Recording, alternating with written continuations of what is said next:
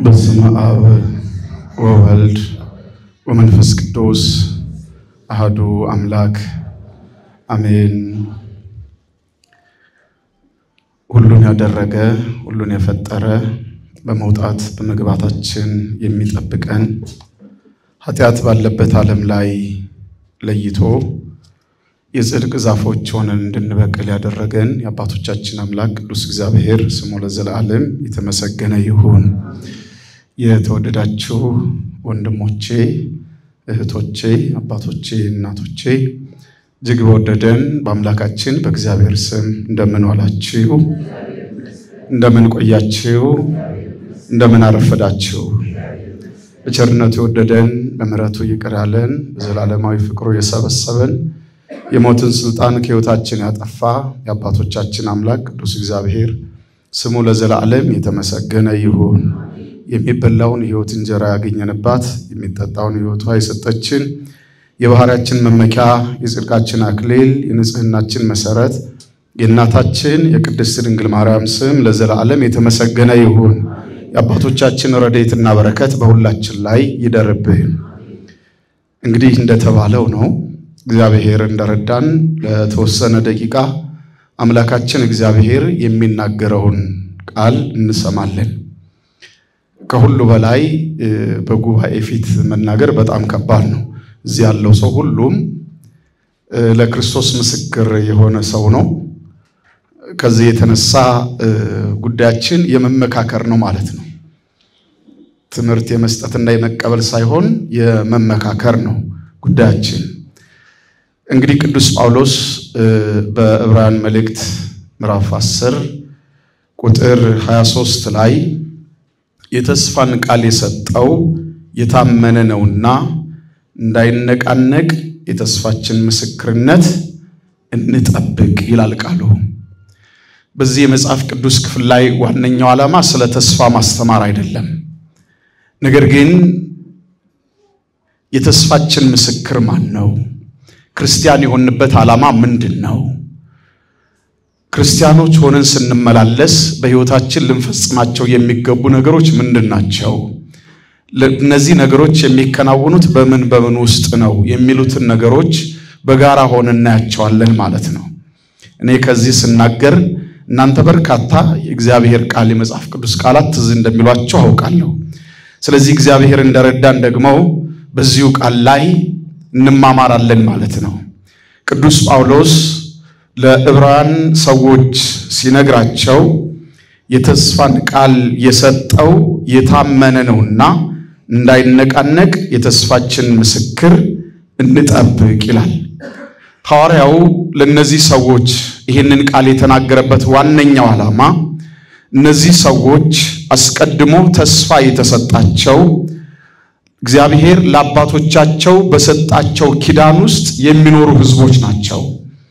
ይሄ ኪዳን በርካታ ኪዳናት አሉ። እንደምታውቁት በመጽሐፍ ቅዱስ ውስጥ 7 ኪዳናት አሉ። እነዚህ 7 አበይት ኪዳናት እስከ አዲሱ ኪዳን ሰው ከዘላለማዊ ሞት ነፃ እስከወጣበት ያሉት ኪዳናት እግዚአብሔር ከአባቶቻችን ጋራ በተለያየ ዘመን የተነጋገረው የተዋዋለው ውል ነው። በዚህ ኪዳን ውስጥ በሶስተኛ ደረጃ ላይ የምናገኘው የአብርሃምን ኪዳን ነው። አብርሃምን እግዚአብሔር ከነበረበት ሀገር ውጣ ብሎ ሲናገረው በአብርሃም መውጣት ውስጥ የምንመለከተው ነገር አለ። በአብርሃም መውጣት ውስጥ የምንመለከተው የመጀመሪያው ነገር አብርሃም ለተናገረው ወይ ደግሞ ላዘዘው ጌታ ታማኝ መሆኑ ባለ እምነት መሆኑ። አብርሃምን የእምነት አባት የምንለው እግዚአብሔርን ማመኑን በስራ ስለገለጠው ነው። እግዚአብሔርን ማመን በስራ መግለጥ ማለት እግዚአብሔር ውጣ ሲለው ወጣ። አብርሃም ግን ሲወጣ ወዴት እንደሚሄድ አያውቅም ነው። ራሱ ቅዱስ ጳውሎስ በዚህ በዕብራውያን መልእክት ምዕራፍ 11 ላይ ሲናገር የት እንደሚሄድ አያውቅም አብርሃም ነው ቃሉ የሚለው። ይሄ ምንድነው ማለት ነው? ነገር ግን በአብርሃም ውስጥ የነበረው የጠራው የታመነ ስለሆነ ጠርቶ የማይጥል ለይቶ የማይተው ስለሆነ እግዚአብሔር። ስለዚህ አብርሃም የእምነት አባት የምንልበት ዋነኛው ምክንያት እግዚአብሔር በስራው የታመነ ለይቶ የማይተው ከያዘ የማይለቅ ሁሉ ጊዜ በጉዟችንና በህይወታችን ሁሉ መንገዳችን የሚያቀና አብሮን የሚኖር እግዚአብሔር መሆኑን በአብርሃም ህይወት ውስጥ እንመለከታለን ማለት ነው። ስለዚህ አብርሃምን ውጣ ብሎ ሲናገረው የተናገረው ምንድነው? ወተትና ማር የምታፈስ ምድር እሰጥሃለሁ። ከዛ ቀጥሎ ምንድነው ያለው? ታላቅ ሕዝብ አደርጋለሁ፣ የሚባርኩን እባርካለሁ፣ የሚጣሉን እጣላቸዋለሁ እያለ እግዚአብሔር ተናገረው። ከዚህ የተነሳ ነው ይሄ ለአብርሃም የተሰጠ የመጀመሪያው ተስፋ ነው። ስለዚህ አብርሃም እንደተባለው ይሄንን ተስፋ ለማግኘት አብርሃም ምን መሆን ነበረበት ማለት ነው? የመጀመሪያውን ቃል መጠቀም። ምን የሚለውን? ከሀገርህ ከዘመዶችህ ተለይተህ ውጣ የሚለውን ቃል ተግባራዊ ማድረግ ነበረበት። ያንን የተሰጠውን ተስፋ የትኛውን? ወተትና ማር የምታፈስ ምድር፣ የሚባርኩን እባርካለሁ የሚለውን ነገር ለማግኘት ምን ያስፈልጋል ማለት ነው? የመጀመሪያው ነገር ምንድነው? መውጣት ያስፈልጋል ማለት ነው። ይሄ የመጀመሪያው ነገር ነው። አሁን ተመልከቱ፣ ብዙ ጊዜ በህይወታችን ውስጥ የምንጎዳው እግዚአብሔር የሚናገርን ነገር ጠቅለን ስለማናደርገው ነው። ጠቅለን አናደርገው። እኛ የተጠራ ነው በስሙ ለማመን ብቻ አይደለም። ለዚህ ብቻ አይደለም የተጠራ ነው። በስሙ ማመን የዘላለም ህይወት ነው ይላል ቅዱስ ወንጌል አይደለም? በስሙ የሚያምን የዘላለም ህይወት አለው ነው የሚለው። እውነት ነው። በስሙ ለማመን ብቻ አይደለም የተጠራ ነው። ነገር ግን በዚህ ዓለም ላይ እኛን ከሞት ማሰሪያ ነፃ አውጥቶ የዘላለምን ህይወት ለሰጠን ለአምላካችን ራሳችንን መስዋዕት አድርገን እንድንሰጥለት እግዚአብሔር ይፈልጋል። መስዋዕት የሚባለው ነገር የመጀመሪያው ከምናቀርበው መባ በላይ እግዚአብሔር አስቀድሞ ምንን ይፈልጋል ማለት ነው? እኛነታችንን ይፈልጋል። ለዚህ ነገር ምንድነው አብርሃም ውጣ ሲባል እሺ ብሎ መውጣቱ ምስክርነቱ ነው። ለምንድነው ምስክርነቱ? እግዚአብሔር የታመነ መሆኑ። ለዚህ ነው ቅድም ምክክር ነው ያልነው። ብዙ ጊዜ ቤተ መቅደስ ውስጥ ያለነው እኛ፣ እዚህ ቅጥር ውስጥ የምንኖረው እኛ፣ ለቤተ መቅደሱ ቅርብ የሆነው እኛ የሚጎሉን ነገሮች አሉ። የመጀመሪያው ነገር ምንድነው? ለእግዚአብሔር የህይወት ምስክርነት አንሰጠው። የመጀመሪያው ነገር አንዳንዱ ነገራችን የምናስበው ልክ ባልሆነው መንገድ ነው የምናስበው። ልክ ባልሆነው መንገድ ማሰብ ማለት ለምሳሌ ምስክርነት ስለ ሃይማኖት መስጠት፣ ስለ መዳን፣ ስለ ሰዎች ለመናገር ውጭ ካሉት ይልቅ እኛ እንፈራለን። አይታችኋል አይደል? ምክንያቱም መለየት የሚባለው ነገር ሁለንተና ለእግዚአብሔር ክብር አሳልፎ መስጠት ነው። ስለዚህ በእኛ በመውጣትና በመግባት በመኖራችን ሁሉ ውስጥ የሚሰራው ማን ነው ማለት ነው? እግዚአብሔር ነው። ስለዚህ ምን ያስፈልገናል እኛ ማለት ነው? መለየት ያስፈልጋል። ከየቱ ነው የምንለየው? የመጀመሪያው መለየታችን ከማህበረሰቡ ምልከታ ውስጥ መውጣት ያስፈልጋል። ከማህበሩ ምልከታ ውስጥ፣ በማህበረሰቡ ምልከታ ውስጥ አሁን አካባቢው ያለው ወጣት ጥያቄን እንዳይጠይቀው፣ ስለ ሃይማኖቱ እንዳያቃልልበት ማህተሙን የሚደብቅ ሰው አለ። አሁን ሌሎቹን ለመምሰል አንገቱ ላይ ያለውን ክር የሚተዋል። በነገራችን ላይ አንገት ላይ ያለውን ክር መሸፈን ወይም ምንድነው አውልቆ ሌሎችን መምሰል ማለት ከክርስቶስ ህይወት መውጣት ማለት ለምን እንደሆነ ታውቃላችሁ? መታየት ያለበት ዓላማው ነው። ለምሳሌ በአሕዛብ ምድር ላይ ስትሄዱ አንገቱ ላይ ክር ያደረገና ያላደረገ ሰው ቢታይ መከራ የሚቀበለው የትኛው ነው? አንገቱ ላይ ለምንድን ነው መከራ የሚቀበለው ይሄ ሰው? ምን ስለሆነ? ክርስቲያን ስለሆነ። ገብቷቸዋል? በክርስቶስ የሚያምነው እሱ ነው። ስለዚህ ባንናገርም እንኳን የምናደርጋቸው ነገሮች መስቀል ላይ የተሰቀለውን ጌታ ይገልጣል ማለት ነው። ግልጽ ነው። ያ ማህተማችን አንገታችን ላይ ያለው ማህተም ለሌሎች እኛ በወልደ እግዚአብሔር ያመን የሚመጣውን ዘላለማዊ ሕይወት የምንጠብቅ መሆናችንን ለሌሎች ይገልጣል ማለት ነው። ስለዚህ በማህበረሰቡ ውስጥ ይሄንን ነገር እንደቀላል ማየትን በክርስቲያኖቹ ዘንድ፣ ባመኑት ዘንድ፣ በእኛ ዘንድ እንደቀላል አይታይም። የህይወታችን ምስክርነት ስለሆነ። ሁለተኛው ነገር ምንድነው? ብዙ ጊዜ በህይወታችን ውስጥ ከማህበረሰቡ ጋር ተቀላቅለን ስንኖር እናስቀድሳለን ደግሞም ወደ ቤታችን እንሄዳለን ደግሞም የሚቀጥለው እሁድ እንመጣለን እናስቀድሳለን ደግሞም ወደ ቤታችን እንሄዳለን ይሄ ማህበረሰቡ በሆነ ልምድ ውስጥ የለመደው ልምድ ነው ማስቀደስ ተመልሶ ለመሄድ አይደለም በነገራችን ላይ በቤተ ክርስቲያን ሥርዓት ውስጥ ለቅዳሴ መሰባሰብ ማለት ከመስዋዕቱ ተካፋይ ሆኖ የወልደ እግዚአብሔርን ሥጋ በልቶ ደሙን ጠጥቶ ነው ወደ ቤት መሄድ ያለበት ይሄ ነው ክርስትናው ግን አሁን ብዙዎቻችን የሚገዛን ምን ነው ማለት ነው ከሃይማኖቱ ሥርዓት ይልቅ የገዛን የቱ ነው የማህበረሰቡ ልምድ ነው ይሄኛ ጋር ብቻ አይደለም መቅደስ ውስጥ እስከሚቆሙት አገልጋዮች ጭምር ህይወታቸውን የገዛው የማህበረሰቡ ልምድ ነው ግልጽ ነው አይደል ምክንያቱም እኛ በምድር ላይ ስንኖር ክርስቶስን ለብሰነው ነው የምንኖረው ክርስቶስን ያለበሰ ሰው በህይወቱ አሸናፊ መሆን አይችልም ስለዚህ የመጀመሪያው ነገር ምን ማለት ነው ማለት የመጀመሪያው በእግዚአብሔር ማመን ነው አብርሃም ሲያምን እግዚአብሔር እንደማይጥለው ውጣ ሲለው እሺ ማለቱ እግዚአብሔር እንደማይጥለው ማመን ማለት ደግሞ ምን ማለት ነው ላመኑበት ነገር ምን መሆን ነው መኖር ማለት ነው ማመን ማለት መኖር ነው ላመኑበት ነገር ተገዢ መሆን ነው ስለዚህ ነው የአብርሃም እምነት የተገለጠው ይሄ ነው አብርሃም እግዚአብሔር ከጠራው በኋላ ወጣ ሲወጣ በምንም አይነት ሁኔታ ውስጥ ቢሆን እግዚአብሔር እንደማይተው የአብርሃም ጽኑ እምነት አለው በዚህ በኦሪት ዘፍጥረት ምዕራፍ 13 ላይ ስናነብ አንድ ቃል እናገኛለን አብርሃም ከሀገሩ ከወጣ በኋላ ይዞ የወጣው አንዱን የወንድሙን ልጅ ሎጥን ይዞት ወጥቷል ከዚያ በኋላ በወጡበት አካባቢ በዚያ በሚኖሩበት ጊዜ አብርሃምን እግዚአብሔር ባረከው ይላል ተመልከቱ ውጣ ሲለው ወተትና ማር የምታፈስ ምድር እሰጥሃለሁ ነው ያለው በዚህ በምድር ጂኦግራፊካል አቀማመጥ አብርሃም የተወለደበት ቦታ ወተትና ማር የሌለበት ቦታ አይደለም በነገራችን ላይ አብርሃም የተወለደው የት ነው ኡር ነው የተወለደው ኡር ደግሞ የኤፍራጥስና የጤግሮስ ወንዞች መገናኛ ናት እጅግ በዓለም ላይ ልምላሜ ያላት ቦታ አብርሃም የተወለደበት ቦታ ነው የአብርሃም ጥያቄ እግዚአብሔርን የሰማይና የምድር ፈጣሪ ዓለማትን ካለመኖር ወደ መኖር ያመጣውን አምላክ ማወቅ ነው እንጂ አብርሃም ጥያቄው የወተትና የማር አይደለም እግዚአብሔር ግን ወተትና ማር የምታፈስ ምድር ምን እልሃለሁ አለው እሰጥሃለሁ አለው አብርሃምን ካወጣው በኋላ ድንጋያማ ቦታ ላይ ነው ያስቀመጠው እግዚአብሔር በዚህ ውስጥ እንኳን አብርሃም ማማረር አልነበረበትም ለምን የጠራው ምን ስለሆነ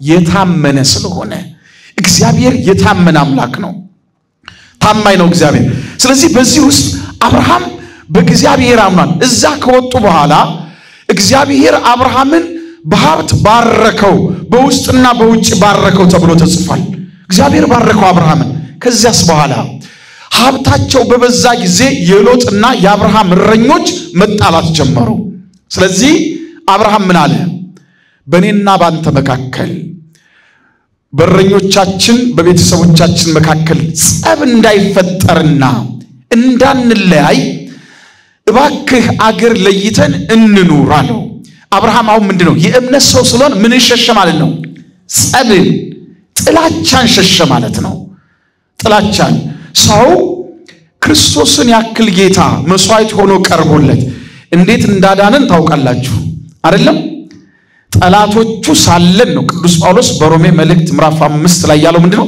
ጠላቶቹ ሳለን እግዚአብሔር በልጁ ምን አለን ነው የሚወለው ወደደን ነው የሚለው ግልጽ ነው አለ ስለዚህ እኛ መልካም ስላደረግን መልካም ጥሩዎች ስለነበር ምናምን አይደለም ሰው የእግዚአብሔርን አጥር በገዛ ስልጣኑ ጥሶ ወጥቷል በገዛ ስልጣኑ ጥሶ የወጣውን የሰውን ልጅ ደግሞ መልሶ ለማዳን እግዚአብሔር ሰው ሆኖ ተገለጠ ስሙ የተመሰገነ ይሁን አሁን ተመልከቱ ይሄንን ፍቅር ነው ክርስቶስ ለኛ የሰጠን እርሱ እኛ እንደወደድነው ሳይሆን እሱ እኛን አስቀድሞን ፍቅርን ለሰማይታት ፍቅር ለአማኞች ለክርስቲያኖች ያሳየው ማለት ነው ክርስቶስ ነው ያሳየው ቅዱስ ዮሐንስ ወንጌላዊ በመልእክቱ በዚህ በአንደኛ ዮሐንስ መልእክት ምዕራፍ 4 ላይ ሲናገር ምንድነው ያለው እርሱ አስቀድሞ ወዶናልና እኛ ደግሞ እንወደዋለን ይላል ምክንያቱም እሱ ያሳየን ፍቅር እኛ እንደምናውቀው አይነት ፍቅር አይደለም ምክንያቱም እኛ የምናውቀውን ሰው እንወደዋለን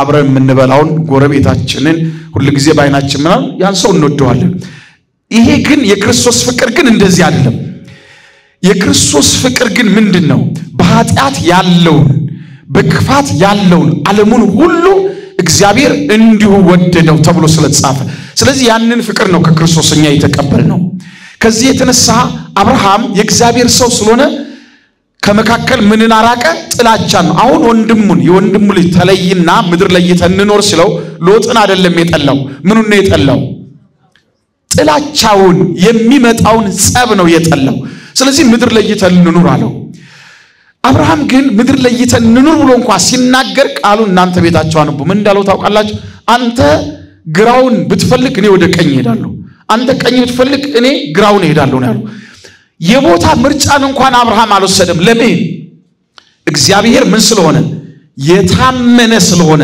እሰጣለሁ እባርካለሁ ብሎ ነው ያወጣው ስለዚህ በምንም ሁኔታ ውስጥ ቢሆን አብርሃም ያንን ምን አላደረገም ለራሱ ምርጫን አልወሰደም ምርጫን ለማሰጠ ለሎጥ ሰጠ ተመልከቱ የኛ ምርጫ ስተስ ሲሆን ተመልከቱ ሁሉ ጊዜ በህይወታችን ውስጥ ነገሮችን ለእግዚአብሔር ለዚህ ነው ክርስቲያን በህይወት ዘመኑ ቅዱስ ጳውሎስ ምንድነው ሳታቋርጡ ምን በሉ ነው ያለው ጸልዩ ነው ያለው አንዱ ተስፋችን የምንረጋገጥበት ዋናው ነገራችን ጸሎት ነው ለምንድነው እንደዚህ የሚሆነው ሁሉ ጊዜኛ ምን ስለሆነ ስውታን ስለሆነ ያለ እግዚአብሔር ፈቃድ የምንንቀሳቀሳቸው እንቅስቃሴዎች ሁሉ እንቅፋት ስላለባቸው ማለት ነው ስለዚህ ምርጫውን ለማሰጠው ለሱ ሰጠው ሎጥ አይኑን አነሳና ተመለከተ ዮርዳኖስ ሸለቆ የሚፈስበትን ያንን የሶዶምን አካባቢ አየውና ሎጥ እንዲህ አለ ነው ቃሉ የሚለው ከብቶቼ ከዚህ ከለምለሙ ቄጠማ ይበላሉ ለኔ የሚሻለ ቦታ ይሄ ነው ብሎ አይኑ ያየውን መረጠው ይላል ግን ምን ሆነ ሎጥ እዛ ከገባ በኋላ ምን ሆነ ነፍሱን አስጨነቀ ይሄ የማምርጫ ስለሆነ ነው ሎጥ የራሱ ምርጫ ስለሆነ አይናችን የሚያየው ነገር ሁሉ ለኛ መልካም አይደለም ለዚህ ነው ክርስቲያን በህይወት ዘመኑ አይኑን ክርስቶስ መስቀል ላይ ብቻ ነው መትከል ያለበት ማዳንና መታደግ የሚችለው እሱ ስለሆነ ነው የኛ እይታ ሁሉ ጊዜ ትክክል አይደለም አብርሃም ግን የእምነት ሰው ስለሆነ እግዚአብሔር ተስፋ ስለሰጠው ምን አደረገ ምርጫን ለማሰጠ ለሎጥ ሰጠው እግዚአብሔር የሰጠውን ተስፋ ለአብርሃም አላስቀረም አሁን በአብርሃም ህይወት ላይ አሁን እስካነሳነው ጥቅስ ድረስ መሄድ አንችልም ብዙ ምክንያቱም የመዳን መንገድ ሁሉ አብርሃም የተጓዘበት መንገድ ነው ነገር ግን ተመልከቱ እንደዚህ ካረገው እግዚአብሔር ስለማይተው ቅዱስ ጳውሎስ በዚህ ቃል ላይ ምን ብሎ ተናገረ እንዳይነቃነቅ ተስፋችን ምን እናድርጋለን እንጠብቃለን ይሄ ህዝብ ከዚህ ከአብርሃም አብራክ የወጣ ህዝብ ነው ስለዚህ እግዚአብሔር በቃል ኪዳን የሰጠው ስለሆነ ከዚያ ከአብርሃም የመጨረሻው ኪዳን የሐዲሱ ኪዳን ስለሆነ እነዚህ ሰዎች የዘላለም ህይወት አግኝተው ከነበራቸው የጥጃና የጊደር መስዋዕት ወጥተው እውነተኛውን መስዋዕት ኢየሱስ ክርስቶስን ያገኙ ዘንድ ቅዱስ ጳውሎስ ምን አላቸው እንዳይነቃነቅ ተስፋችንን ምን አላቸው እንጠብቃለን ይሄ ተስፋ መቼ የተሰጠ ነው ለአብርሃም የተሰጠ ተስፋ ህዝብ ሰጣለው እባርካለሁ የሚል ተስፋ እግዚአብሔር ስላለው ስለዚህ ቅዱስ ጳውሎስ ለነዚህ ሰዎች ያላቸው እነዚህ ሰዎች እግዚአብሔር ተስፋ የሰጣቸው የመዳንን ተስፋ እግዚአብሔር አስቀድሞ በአብርሃም ዘመን የተናገረላቸው ሰዎች ስለሆኑ ነው ስለዚህ ተስፋ ብለን ብዙ ጊዜ ተስፋ ተብሎ ብዙ ጊዜ በእኛ አይምሮስ ተስፋ የሚባለው ነገር የማይጨበጥ የማይዳስስ ብሎ ሐሳባዊ የሆነ ህልማዊ የሆነ ብለን እናስባለን የክርስትና ተስፋ ግን ምንድነው የክርስትና ተስፋ እውነት ነው የማይቀር የሚዳሰስ የሚጨበጥ እርግጠኛ የሆነ ነው የክርስቲያን ተስፋ የኛ ተስፋ እርግጠኛ ነው ስለዚህ ምስክርነታችን ምንድነው ለምንድነው እውነተኛ ለሆነው ነገር ነውኛ የምንመሰክረው እውነተኛ ሊቀር ለማይችለው ነገር ለታመነው ነገር ነው የምንናገረው ስለዚህ ምን ማድረግ አለብን ማለት ነው ብዙ ጊዜ ይሄን ሊጨበጥ ያለውን ሰዎች ሊባረኩበት ያለውን ኃጢአት ሊሻርበት ያለውን ጽድቅ ሊቆምበት ያለውን ይሄንን እውነት ለመናገር ምን ያስፈልጋል ማለት ነው ከጥላቻ ራቅ ያስፈልጋል። ለምን? በጥላቻ ውስጥ የሚኖሩት የክርስቶስ አይደሉም። በጥላቻ ውስጥ የሚኖሩት ጥላቻን በልቡ የሚሸከም ሰው ክርስቶስን አያገኘው። ስለዚህ ምን ያስፈልጋል? እንደ አብርሃም መጠራታችን ምን ማድረግ አለብን ማለት መጠበቅ ያስፈልጋል። የጠራን የለየን እግዚአብሔር የታመነ ስለሆነ ለእርሱ መኖር ያስፈልጋል። የእግዚአብሔር ቃል ወይ ደግሞ መጽሐፍ ቅዱስ ስለ ተስፋ ሲናገር እኛ እንደምናስበው ወይ ዓለም እንደሚተረጉም አለ እውነተኛ የሚሆን የማይነቃነቅ እርግጠኛ የሆነ ነው ተስፋ የሚባለው። ስለዚህ በተስፋ ውስጥ የምንመለከታቸው ነገሮች አሉ። ቅዱስ ጳውሎስ በዚህ በሮሜ መልእክት ላይ ስለ ተስፋ ሲናገር አንድ የተናገረው ነገር አለ። ይህም ብቻ አይደለም፣ ነገር ግን መከራ ትዕግስትን እንዲያደርግ፣ ትዕግስትን ፈተናን፣ ፈተናም ተስፋን እንዲያደርግ እያወቅን በመከራችን ደግሞ እንመካለን ይላል። ይውላችሁ አሁን በዚህ ህይወት ውስጥ ስንኖር በክርስቶስ ህይወት ውስጥ ወይ ደግሞ ክርስቶስን ለብሰነው ስንኖር ምን ያጋጥማል ማለት ነው? መከራ ይመጣል። መከራ ምንን ያስተምረናልኛል? ትዕግስት እንድንማር ያደርጋል። መከራ የትዕግስት ትምህርት ቤት ነው። ሰዎች በመከራ የሚፈተኑ የሚጎሰሙ ከሆነ ትዕግስትን ገንዘብ ያደርጋሉ። ከሁሉ ነገር ጋር ተጋጭቶ መኖር አይቻልም። ስለዚህ ትዕግስትን እንማራለን ማለት ነው። ትዕግስትን ይሄ ፈተና ትዕግስትን ሲያመጣልን ምን እንሆናለን?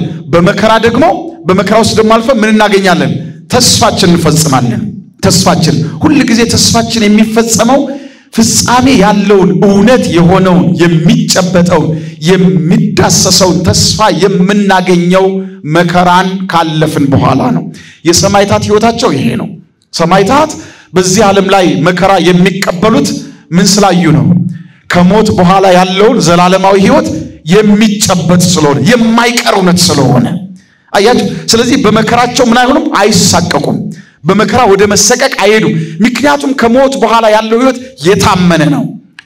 ስለዚህ እኛ ምስክርነታችን እንጠብቅ ተብሎ ሲጻፍ ሁላችንም እዚህ ያለነው የምን ምስክሮች ነን ማለት ነው? የክርስቶስ ምስክሮች። ግልጽ ነው አይደል? ልምዳችን አስሮ ይዞን ነው። የክርስቶስ ምስክሮች ነን። የቤተ ክርስቲያን ምስክሮች ነን። ቅድም መምህር እንዳለው አካሉ የሆነችው የክርስቶስ አካል የሆነችው ከፊት መጨማደድ ከርኩሰት ነፃ ያወጣት የዚያች የቅድስቲቱ ሙሽራ ምንድነን? እኛ ምስክሮች ነን። የዚያ አካልና አባል ነን እኛ። ስለዚህ ብቻ ነው በህይወታችን የምናገረው። ልንናገረው የሚገባው ይሄ ነው። በጣም ቁጥራችን እኮ ብዙ ነው፣ ግን ስለዚህ ነገር ለመናገር እንፈራለን። ብዙ ጊዜ አብዛኛውን ጊዜ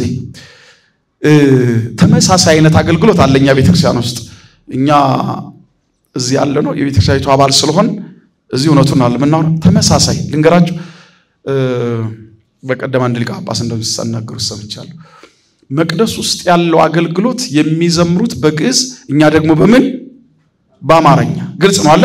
ከዚህ ያለፈ የህይወት ምስክርነት ግን እዛም እዚህም የለም። የህይወት ምስክርነት ግልጽ ነው አለ። ስለ ክርስቶስ አውጥቶ እንደዚህ ነው ማለት ሰዎችን ህይወት ወዳለበት እውነታ ማምጣት፣ እኛ ወደ ተጠራንበት ህብረት ወደ ዘላለማዊ ህይወት ጠርተን የማምጣት ምን አለብን? ፍርሃት ይዞናል። ግልጽ ነው አለ። አብርሃም ግን ውጣ ሲባል ወዴት የት ነው የሚሄደው? መንገድ የሚመራኝ ማን ነው? ማረፊያ የት ጋር ነው? ከዘመዶቼ ከተለየው ማን ዘመድ ይሆነኛል ብሏል አብርሃም ይላል እግዚአብሔር ቃል አላለም። ለምን? የጠራው ምን ስለሆነ? የታመነ ስለሆነ። የምንናገርለት እግዚአብሔር የታመነ አምላክ ነው። ስለዚህ ሁላችንም የእግዚአብሔር ቃል ይሄ ሁሉ ጊዜ ቆመው የሚያስተምሩት የመምህራን ብቻ አይደለም፣ የካህናት ብቻ አይደለም። እያንዳንዳችን ስለ ክርስቶስ የህይወት ምስክርነት ሊኖረን ያስፈልጋል። በቤተሰባችን ውስጥ፣ በጓደኞቻችን ጋራ፣ በቤተ እግዚአብሔር፣ በትምህርት ቤት፣ ሌሎች በክፉ ነገር ሊያጠምዱን አይገባም።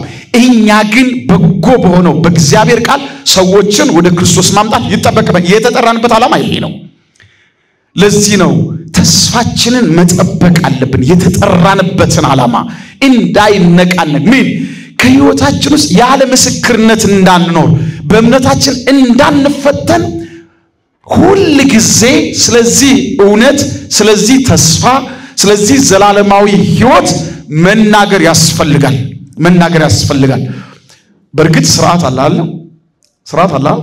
ግን ይህ ስርዓት እኛን የሚገድበን የቱ ጋር ነው ለምሳሌ ሴቶች አያስተምሩ የሚለው ቃል የቱ ድረስ ነው የሚገድባቸው ግልጽ ነው አለ ለጓደኛ ለቤተሰብ ስለ ክርስቶስ መናገር ስለ ዘላለማዊ ሕይወት መናገር ስለ ሃይማኖት መናገር ይሄ ከቀኖናው ጋር ይገናኝ አይገናኝ ማንንም ሰው ቢሆን በክርስቶስ መስቀል የዳነ በደሙ የተቀደሰ ሰው ይሄን እውነት መናገር አለበት ማለት ስለዚህ ምን እናደርጋለን ማለት በማህበረሰብ ውስጥ ያለው ልምድ ምን ማድረግ እንችላለን መቀየር እንችላለን ምንም እኮ ማመን ነው 12 ሐዋርያት ናቸው ዓለምን የቀየሩት እግዚአብሔር ከኛ ጋር ይሰራል ስለዚህ ተስፋችን እንጠብቅ ያለው ከዚህ የተነሳ ተስፋችንን ለመጠበቅ ሁኔታዎች የመጀመሪያው ነገር በሁኔታዎችም ለምሳሌ መከራ ሲመጣብን ሁኔታዎች ይለዋወጣሉ በመከራ ውስጥ ሁኔታ ይለወጣል ሁኔታው መለወጥ ምንድነው ምን እንላለን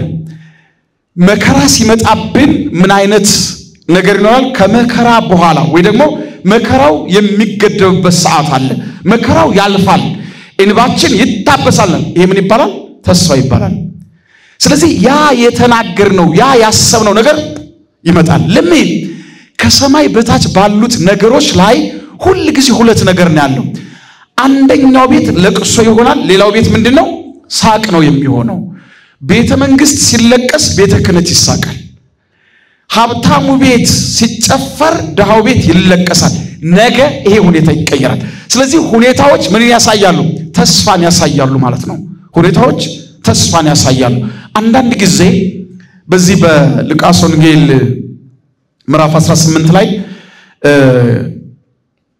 የተጻፈ ቃል አለ በዚያ ቦታ ላይ ተመልከቱ በሕይወታችን በእምነት ውስጥ እንኳን የሌሉ ሰዎች ተስፋ እንዴት እንዳላቸው ተመልከቱ ምናልባት የእምነት ሰዎች እምነት የሌላቸው ሲባል ፈጽሞ እግዚአብሔርን የማያምኑት ማለት አይደለም ግን ምንድነው ማመን ማለት ቅድም ምንድነው ብለናል ላመኑበት ነገር መኖር ማለት ነው ብለናል ይሄ ለኛ ነው በነገራችን ላይ ላመኑበት ነገር መኖር ነው ማመን ማለት ያመኑበትን ነገር እግዚአብሔርን አምናለሁ ብሎ ፈቃዱን የማያደርግ ሰው በእግዚአብሔር አላመነ ምንም ጥያቄ የለውም እሱ ግን እንደዚህ ያለው ሰው ስብራት የገጠመው እግዚአብሔርን ያውቀዋል እግዚአብሔርን አምናለሁ ይላል ግን በፈቃድ ውስጥ የማይኖር ሰው በሉቃስ ወንጌል ምዕራፍ 9 ላይ የተጻፈው ያ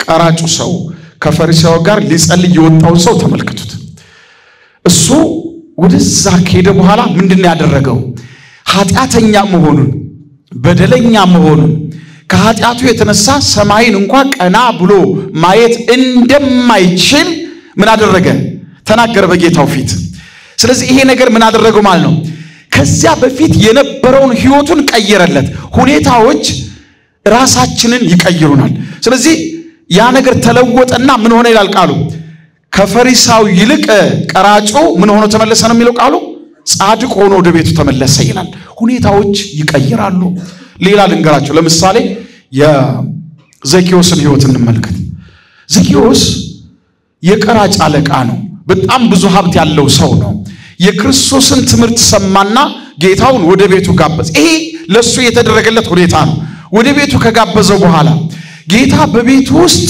ስለ ድህነት ሲያወራ ማንንም በድዬ እንደሆነ 4 እጥፍ አድርጌ እመልሳለሁ አለ ይሄ ምንድነው ይሄንን የቀየረለት ምንድነው በዛ ሰዓት የነበረው ሁኔታ ነው የቀየረለት ሁኔታው ቀየረለት 4 እጥፍ አድርጌ እመልሳለሁ አለ ከዛስ ጌታ ምን አለ ዛሬ በዚህ ቤት ምን ሆኗል አለ መዳን ሆኗል አለ ይሄ ሰው እግዚአብሔርን ካለማወቅ ህይወት ውስጥ ታስሮ ከነበረበት ነገር ወጣ ምንድነው ይሄ ሰው እኮ በመድር ላይ ባለ ሀብት ነው ባለ ጸጋ ነው ምን ጎሎት ነው ወደ ክርስቶስ የተጠጋው ከሆነ ነፍሳችን የምትጠይቀው ጥያቄ አለት ያን ጥያቄ መመለስ የሚችለው እግዚአብሔር ብቻ ነው ስሙ የተመሰገነ የነፍስን ጥያቄ ስጋዊ ነገር መመለስ አይችልም ለዚህ ነው በሀብት የበለጸጉ ሰዎች ምን መሆን አይችሉም መርካት አይችሉም ሀብት ለሰዎች እርካታን አይሰጣቸውም ደዌን ነው የሚያመጣው ያይምሮ መታወክን ነው የሚያመጣው ነገር ግን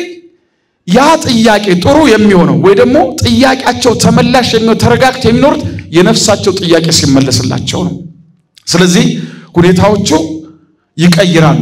ሌላው የሚቀይረው በፈተናው መካከል ውስጥ የሚፈጠሩት ነገሮች ናቸው። በፈተናው መካከል ለምሳሌ የሰማዕታትን ሕይወት ተመልከቱ።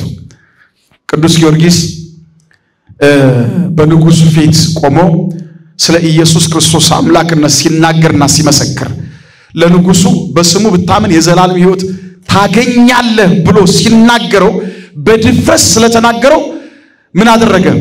እሱ ላይ መከራ እንዲመጣበት ሲያዝ ንግስቲቱ በዙፋን ላይ የተቀመጠችው የንጉሱ ሚስት ተነሳችና የመጀመሪያ ምስክር ሆና ከሰማይቱ ቀድማ እሷ በክርስቶስ ስም ሰማይትነትን ተቀበለች።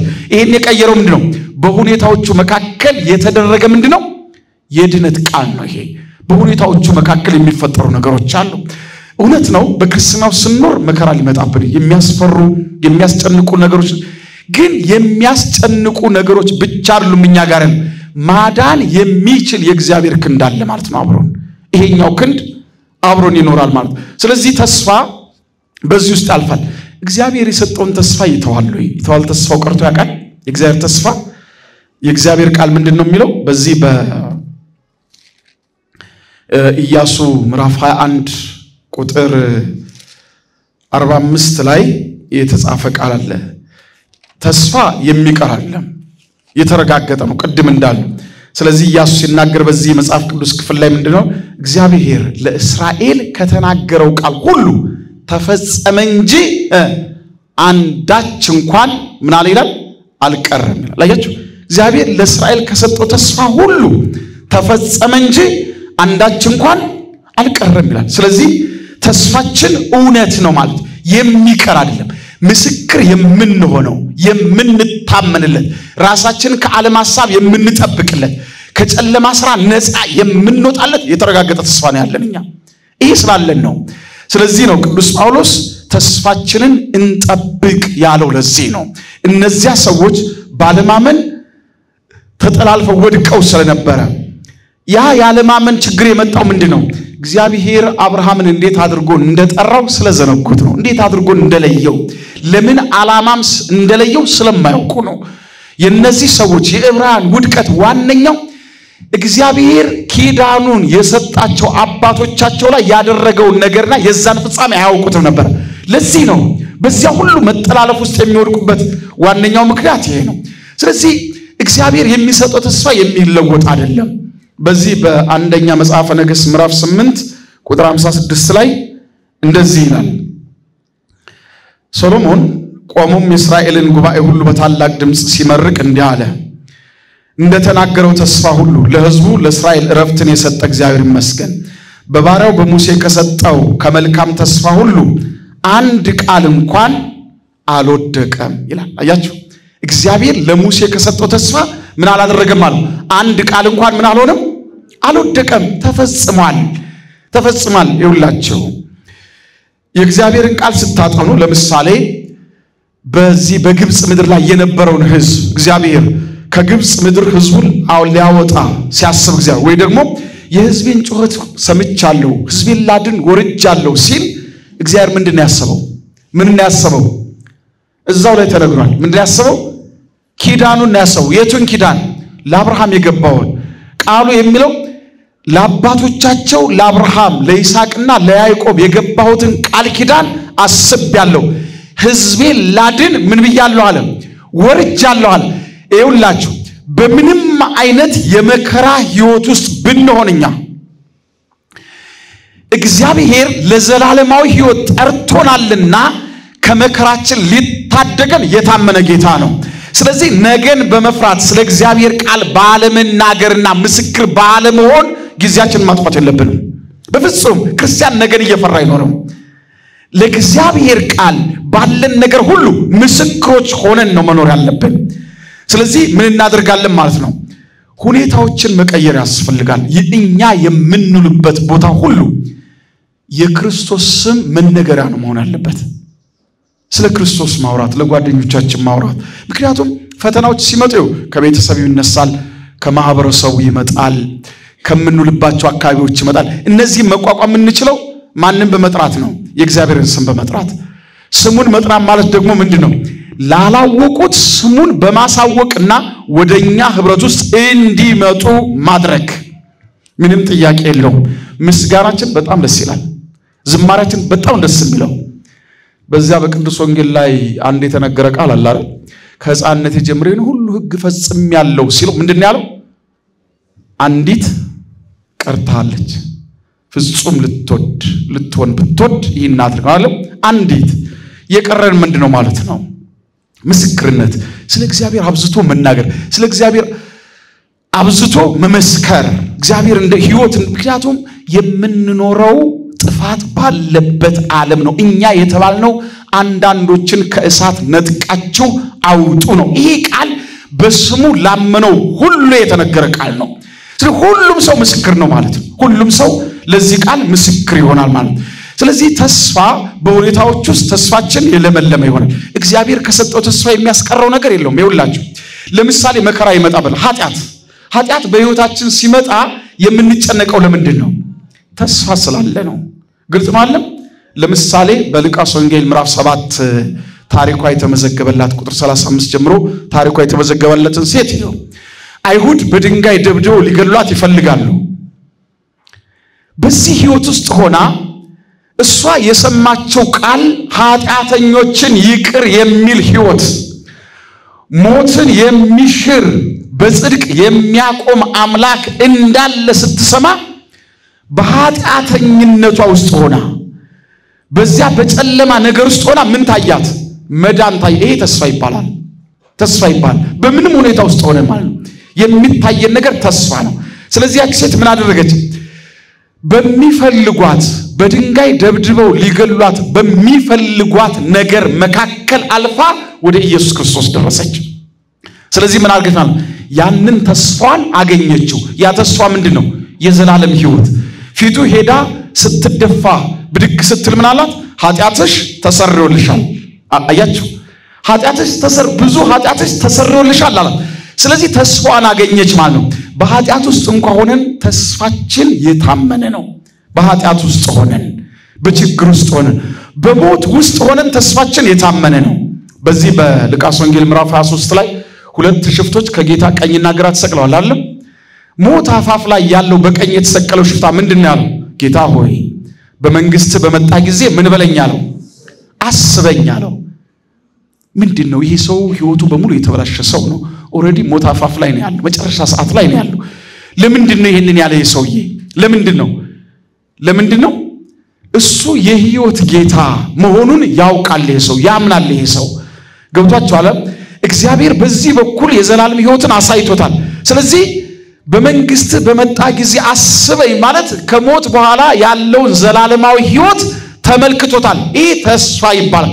ይህንን ቃል የተናገረበት ዋነኛው ዓላማ የመዳን ተስፋ ወደ እርሱ እንደቀረበ ስለተረዳ ነው።